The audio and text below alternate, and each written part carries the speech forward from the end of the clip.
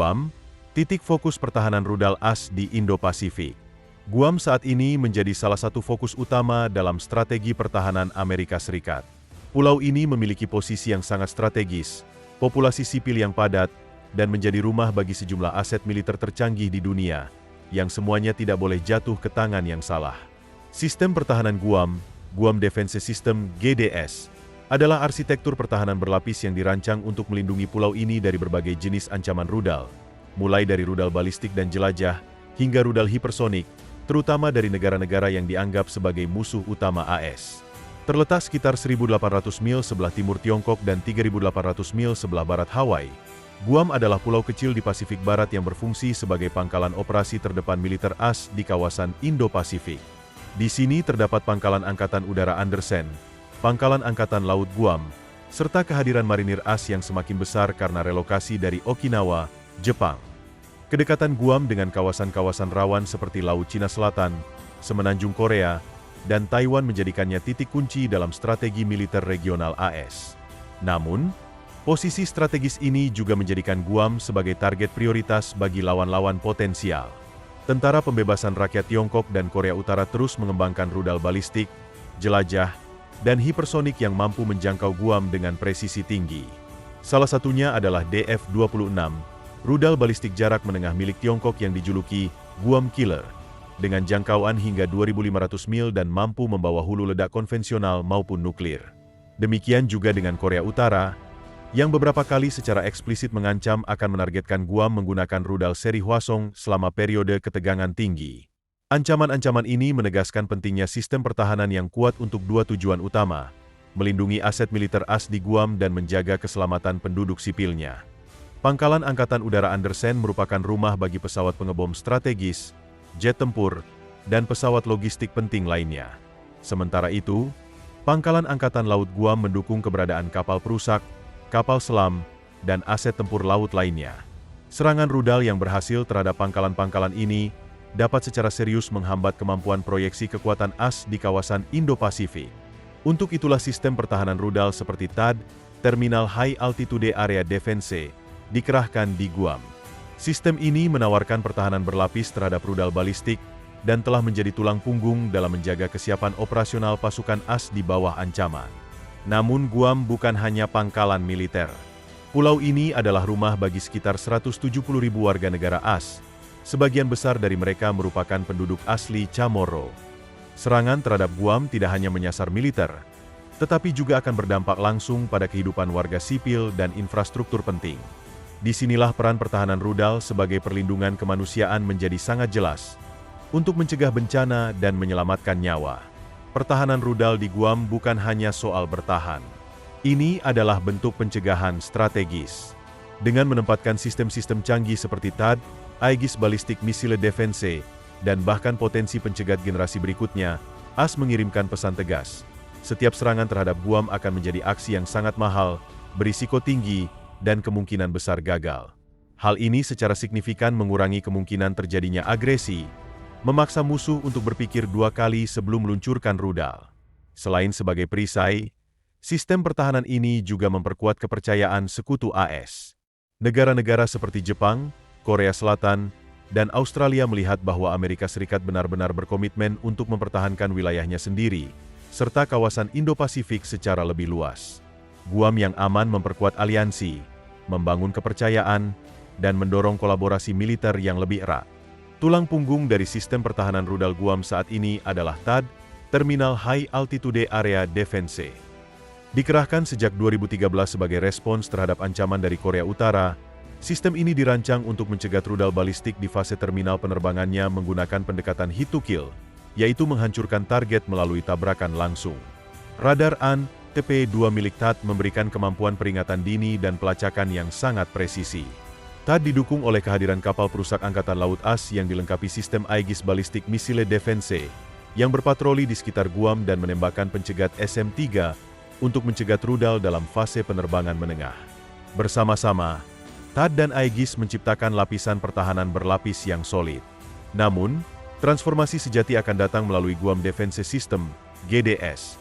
Arsitektur pertahanan masa depan yang terintegrasi, menggabungkan THAAD, Aegis berbasis darat, Patriot PAC-3, dan mungkin teknologi canggih seperti senjata laser energi tinggi atau sistem pencegat generasi berikutnya seperti Next Generation Interceptor, NGI. GDS akan didukung oleh jaringan sensor canggih, baik berbasis darat maupun luar angkasa, yang akan memungkinkan deteksi, pelacakan, dan pencegatan berbagai ancaman, dari rudal balistik dan jelajah, hingga senjata hipersonik. Sistem ini dirancang untuk memberikan cakupan 360 derajat penuh, dan mampu menangani beberapa ancaman secara bersamaan, menjadikannya pertahanan rudal generasi berikutnya yang tangguh. 1. Aegis Guam. Salah satu komponen inti GDS adalah Aegis Guam, adaptasi berbasis darat dari sistem tempur Aegis yang digunakan oleh Angkatan Laut AS. Sistem ini menjadi otak dari GDS, yang mendeteksi ancaman dan memerintahkan peluncuran pencegat. Aegis Guam mencakup 4 radar AN/SPY 6S band yang berasal dari sistem Long Range Discrimination Radar, LRDR, milik Lockheed Martin. Radar ini menyediakan cakupan penuh 360 derajat, menggantikan rencana awal untuk instalasi tetap yang kurang cocok dengan topografi Guam. Sistem ini juga menggunakan MK99 Fire Control System yang dilengkapi dengan radar Illuminator AN/SPG-62 untuk penargetan presisi tinggi. Setelah ancaman terdeteksi dan sistem kendali tembakan siap, Aegis menggunakan peluncur vertikal MK41 Vertical Launch System untuk meluncurkan pencegat SM-3 dan SM-6. SM-3 dirancang untuk menghancurkan rudal balistik di fase pertengahan, sedangkan SM-6 dapat menargetkan rudal jelajah dan rudal hipersonik pada fase terminal. 2. THAAD. Dalam struktur GDS, sistem THAAD tetap memainkan peran penting dalam pertahanan terhadap rudal balistik jarak pendek hingga menengah, hingga 3.000 mil. Dengan teknologi hit-to-kill dan radar X-band AN/TP2, THAAD mampu mendeteksi target dalam jarak lebih dari 600 mil, meskipun hanya dalam satu arah. Dengan integrasi ke radar 360 derajat dari GDS, kemampuan deteksinya akan meningkat secara signifikan.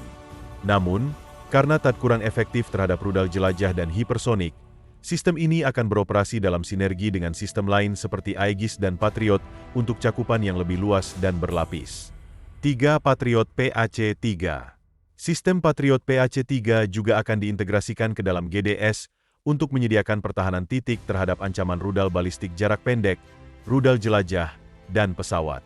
Menggunakan radar MPQ-53C band, Patriot sangat efektif dalam menghadapi rudal jelajah dan dapat bertindak sebagai lapisan pertahanan akhir terhadap ancaman yang berhasil menembus sistem lainnya. Patriot akan menerima berbagai peningkatan ke depan, termasuk integrasi dengan Air and Missile Defense Sensor, AMD Sensor, tingkat rendah dan radar C-band baru, untuk meningkatkan kemampuan pelacakan dan keterlibatan target. 4. Indirect Fire Protection Capability, IFPC. Untuk menghadapi ancaman tingkat rendah, seperti drone kecil, amunisi berpemandu presisi, dan rudal jelajah dalam jumlah besar, GDS akan memasukkan sistem IFPC, Indirect Fire Protection Capability. 3 sistem ini menggunakan peluncur Enduring Shield yang menembakkan rudal IM-9X Sidewinder, pencegat berbiaya lebih rendah yang cocok untuk melawan ancaman massal. Menggunakan rudal berukuran besar seperti SM-6 atau Patriot, untuk setiap ancaman kecil akan cepat menguras persediaan. Karena itu, IFPC menjadi solusi proporsional dan efisien, mempertahankan kapasitas tembak dalam skenario serangan berkelanjutan. 5. Sistem Komando dan Kontrol. Keseluruhan sistem GDS akan disatukan melalui Integrated Battle Command System, IBCS, yang dikembangkan oleh Northrop Grumman. Sistem komando dan kendali ini dirancang untuk menghubungkan sensor dan peluncur rudal, memungkinkan distribusi data secara lancar di antara Aegis, THAAD, Patriot, dan IFPC. Ia juga mengintegrasikan keseluruhan sistem dengan sensor berbasis luar angkasa seperti Hypersonic and Ballistic Tracking Space Sensor dan Enhanced Tracking. Sistem ini dimaksudkan menjadi tulang punggung yang menyatukan seluruh komponen pertahanan menjadi satu mesin yang terkoordinasi dan fleksibel. Namun, ada hambatan besar. Tidak semua berjalan sesuai rencana. Masa depan sistem pertahanan utama Guam, yang dikenal sebagai Guam Defense System, GDS, kini berada dalam ketidakpastian. Secara konsep, GDS telah dirancang sebagai arsitektur pertahanan berlapis yang menyeluruh untuk melindungi pangkalan militer, personel, dan warga sipil di Guam. Komponennya telah ditentukan, ancaman yang dihadapinya telah diidentifikasi, dan struktur operasionalnya telah digagas. Tetapi meskipun tampak menjanjikan di atas kertas, realisasi GDS di lapangan masih penuh tantangan. Salah satu tantangan terbesar adalah kompleksitas teknologi dalam menghadapi ancaman rudal canggih. Negara-negara seperti Tiongkok telah mengembangkan rudal balistik, jelajah, dan hipersonik mutakhir seperti DF-26 dan DF-17 yang dirancang untuk menembus atau melumpuhkan sistem pertahanan yang ada. GDS memang dirancang untuk menghadapi ancaman seperti itu, namun mengembangkan dan menguji teknologi yang mampu menanggulanginya bukanlah perkara mudah. Bahkan belum ada satu negara pun yang sepenuhnya berhasil dalam hal ini. Sebagai contoh, pencegatan rudal hipersonik membutuhkan sensor generasi baru untuk deteksi awal serta pencegat tahap luncur, yang saat ini masih berada dalam tahap eksperimental. Selain itu, mengintegrasikan berbagai sistem ke dalam satu arsitektur komando dan kendali yang terpadu membutuhkan jaringan yang sangat kompleks dan rentan terhadap gangguan teknis maupun serangan siber. Jika tantangan teknologi ini tidak dapat diatasi dalam waktu yang realistis, AS mungkin akan menunda atau bahkan membatalkan GDS, dan beralih ke pendekatan lain seperti menyebarkan pasukan serta sistem pertahanan ke lokasi-lokasi strategis lainnya guna mengurangi kerentanan Guam sebagai satu titik utama. Ketidakpastian ini bukan hanya wacana spekulatif. Dalam sebuah memo kepada Badan Pertahanan Rudal tertanggal 7 Januari 2025, Wakil Menteri Pertahanan saat itu, Kathleen Hicks, memerintahkan penghentian pengembangan lebih lanjut atas radar AN-TP-6, komponen penting dalam sistem GDS, menurut laporan dari Kantor Akuntabilitas Pemerintah, GAO. Oleh karena itu, penghentian pengembangan radar AN-TP-6 tampaknya bersifat sementara, lebih merupakan jeda untuk evaluasi ulang daripada pembatalan penuh. Namun demikian, potensi kegagalan teknologi ini juga menimbulkan ketidakpastian lain, kendala keuangan. Biaya pengembangan dan penerapan GDS adalah salah satu variabel paling tidak pasti dalam proyek ini. Perkiraan menunjukkan bahwa sistem ini bisa menelan biaya miliaran dolar untuk riset, pengadaan, penyebaran, dan pemeliharaan. Dalam kurun waktu hanya 4 tahun, sejak tahun 2021, ketika Komando Indo-Pasifik AS menetapkan pertahanan rudal Guam sebagai prioritas utama yang belum didanai, hingga Maret 2024, ketika Badan Pertahanan Rudal mengajukan permintaan anggaran awal untuk GDS. Sudah sekitar 2 miliar dolar diproyeksikan untuk sistem ini. Secara keseluruhan, biaya total GDS diperkirakan mencapai 10 miliar dolar dari tahun 2024 hingga 2034. Walaupun anggaran pertahanan AS adalah yang terbesar di dunia, dana tersebut tetap harus dibagi untuk berbagai prioritas penting, dari modernisasi angkatan laut, pertahanan siber, hingga pengembangan sistem berbasis ruang angkasa. Biaya GDS yang besar bisa saja menggerus pendanaan sektor lain, terutama jika Kongres atau Departemen Pertahanan merasa ada program lain yang lebih mendesak atau lebih hemat biaya. Namun, di tengah segala ketidakpastian itu, ada satu hal yang patut dicatat, GDS bukanlah proyek mati. Justru sebaliknya, sistem ini menunjukkan kemajuan yang luar biasa. Pada 10 Desember 2024, uji coba pencegatan rudal balistik pertama yang sukses dilakukan di Guam dengan menggunakan sistem Aegis Guam, pencegat SM-3 Blok 2A, dan radar AN-TP-6. Uji coba ini menjadi bukti bahwa integrasi beberapa komponen utama GDS bukan hanya memungkinkan, tetapi juga sudah berhasil dilaksanakan. Tahun depan, pada 2026, sejumlah komponen awal GDS, termasuk radar AN-TP-6 dan peluncur Aegis, ditargetkan sudah mulai beroperasi. Dan pada tahun 2035, GDS diharapkan mencapai kemampuan operasional penuh, yang mencakup seluruh 16 lokasi sistem pertahanan yang direncanakan di seluruh Pulau Guam. Mengapa semua ini penting? Karena ancaman dari kekuatan seperti Tiongkok, Korea Utara, dan bahkan kelompok bersenjata non-negara seperti Houthi terus meningkat. Amerika Serikat kini tidak hanya harus melindungi wilayah daratannya, tetapi juga wilayah kepulauan dan sekutunya di seluruh dunia. Salah satu wilayah yang paling strategis adalah Guam, dan karena alasan itulah, pulau kecil ini diproyeksikan akan menjadi rumah bagi salah satu sistem pertahanan rudal paling canggih di dunia. Jika Anda tertarik dengan perkembangan teknologi pertahanan terbaru dan ingin terus mengikuti update seperti ini, jangan lupa klik tombol like dan subscribe. Terima kasih telah menonton.